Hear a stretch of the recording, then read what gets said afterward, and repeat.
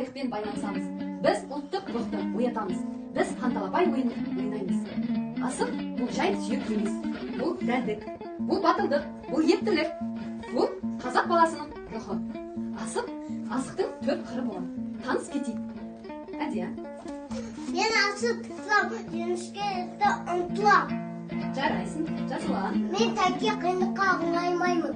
Жарайсың. Мен бек сабырлы боламын. Керемет, Асылжан. Мен үшін әрқашан шапшаңмын. Жарайсың. Енді тақпақтарымызды айтайық. Милана. Ұлттық ойын асыл қазына бабамыздан қалған аманат. Керемет, жақсы. Милана. Айсұлу. Алшат төсе қуаныш, тәйке төсе талпыныс. Жарайсың, Айсұлу. Келе ғой, Асылжан. Асық қойнап өскен қадақ бағасы, шапшаң болған, ауыр болған әрқашан. Ал балалар, енді біз отырамыз. Отырыңдар.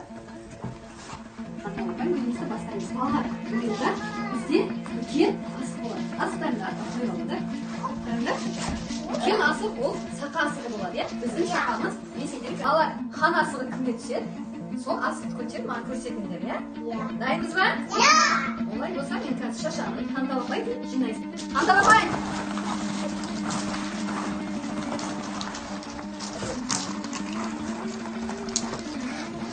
Ал, кімге түсті екен хан асығы?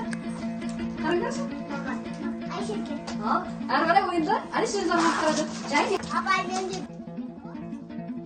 Бағда бар, мен не? Иә, бір қызыл асық қой, бізде мені хан асығын көрсетіп қойшы. Ал, енді Алишер. Қаталапай. Ал, Асылжанға түсті хан асығы. О, Асылжанға, молодец. Асылжан бастаймын. Қаталапай.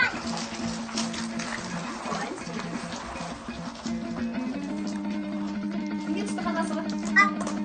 Айзереге түсті. Балалар, біз қандай ойын ойнадық? Қанталапай. Сендерге ұнады ма? Я. Балалар, бүгін біз тек қана асық ойнаған жоқпыз. Біз ұлттық рухымызды сезіндік. Біз бірлік үшін көрсеттік. Ата-бабамыздан аманат етіп, мұраны болашаққа бірге жеткізейік, иә? Я. Осымен бүгінгі ойынымыз аяқталды. Сау болыңдар, балалар. Сау болыңыз.